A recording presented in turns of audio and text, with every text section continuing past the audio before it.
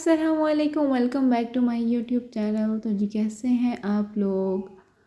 अगर आप मेरे चैनल पे नए हैं तो मेरे चैनल को सब्सक्राइब लाजमी करके जाना है आपने, और मेरी वीडियो को लास्ट तक देखना है।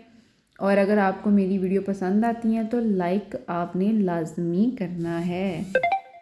तो जनाब आज डिनर में बन रहा था चिकन पालक और साथ में चावल। और ये फरमाइशी प्रोग्राम किसका था जी? मेरे मियाँ जी का। कह रहे थे कि काफ़ी देर हो गई है कि ये नहीं खाया। तो मैंने कहा कोई बात नहीं जी, हम बना देते हैं आपके लिए। तो बहुत अरसे बाद ऐसे हुआ था कि मुझे कुकिंग के ऊपर जो है ना वकी की तरफ से कोई प्राइज़ मिला था, कोई इनाम मिला था। मतलब इनाम मिलता है मुझे अमाउंट की शक्ल में। तो कितना मिलता है वो मैं आपको नहीं बताऊंगी।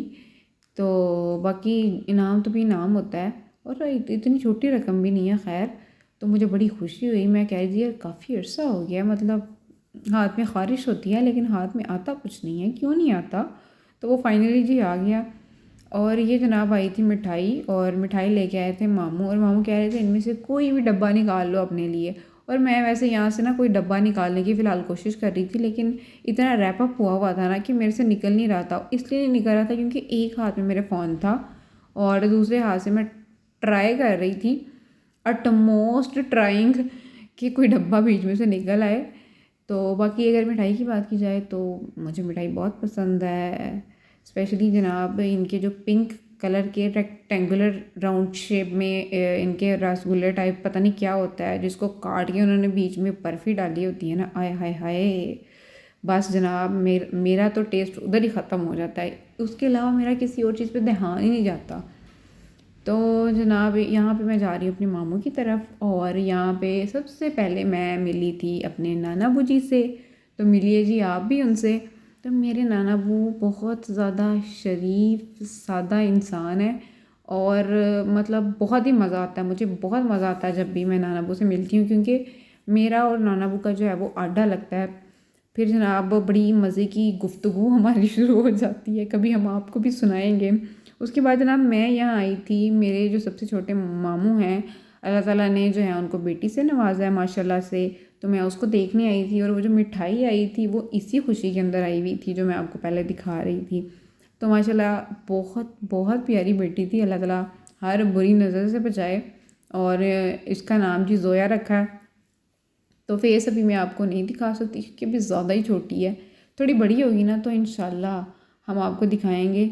और यहाँ पे जनाब मामी घर में मैंने मोर पंख देखा, तो मैं आंटी से पूछ रही थी कि आंटी ये आपने क्यों लगाया हुआ है यहाँ पे। तो आंटी कह रही थी कि ये लगाने से ऐसे होता है कि घर में ना छिपकलियाँ कम आती हैं, मतलब कम आती हैं। मैंने कहा अच्छा ये क्या रॉकेट साइंस हुई। चलो मैं भी ट्राई करूँगी भला ऐसा होता है कि नहीं होता, क्योंकि ये तो बड़ी इजी सी चीज़ है। और छिपकलियाँ तो मतलब छिपकलियों से तो हम लोग अपने घर में जान ही छुड़ा रहे हैं। तो यहाँ पे जनाब उसके बाद मैं अम्मी की तरफ आ गई हुई थी।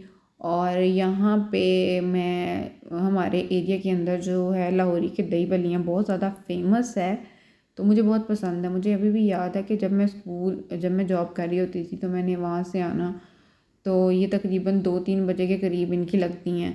तो मैं वेट कर रही होती थी कि कब 2-3 बजेंगे, फिर मैंने अपने भाई को भेजना कि मेरे लिए लेके आओ, और ये मैंने खाना। और मुझे ऐसे लग रहा होता था कि जैसे ना मुझे इनका नशा हो गया हुआ है, जैसे कोई ड्रग डाल के ना इसके अंदर तो फिर वो दे रहे हैं। तो मुझे इतनी क्रेविंग होती थी ना, अब तो खैर इतनी नहीं होती। और वो जो दही बल्लियों वाला था ना, उनको भी पता था कि हमारे घर में ये बहुत जाती हैं, मतलब डेली बेस पे जाती हैं। और शादी के बाद ना एक दफ़ा बकर उनकी शॉप पे गए हैं उधर उनसे लेने, तो वो उनको खुद बोल रहे थे कि आपकी मिसेज़ को ये बहुत पसंद है, वो डेली मंगवाती थी। तो बकर आके मुझे बताएं, और मैं शॉक हो रही थी कि यार इसको कैसे पता। खैर अब मुझे पता चला है, अब मुझे भी ये पता चला है कि ये बंदा मेरे मोहल्ले का है, मेरे मोहल्ले में रहता है। और मतलब जहाँ पे मेरा घर है तो उस मोहल्ले में ये बंदा रहता है, और जहाँ मेरी अम्मी का घर है वहाँ आसपास जो है इसका स्टॉल लगता है।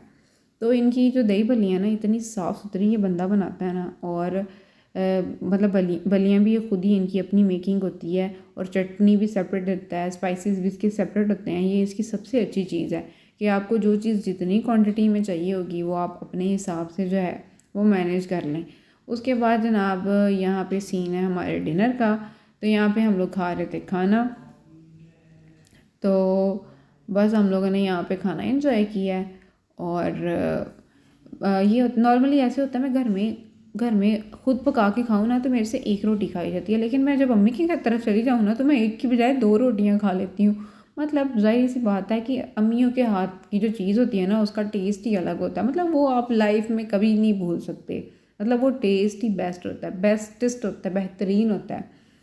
तो यहाँ पे जनाब वही अम्मी कहती हैं कि भाई यहाँ आए तो खा लेती है, तो वैसे वो वक्त कंप्लेन करते रहती हैं कि ये कुछ नहीं खाते। चलिए जी, आज के लिए इतना ही, मिलते हैं अगले व्लॉग में।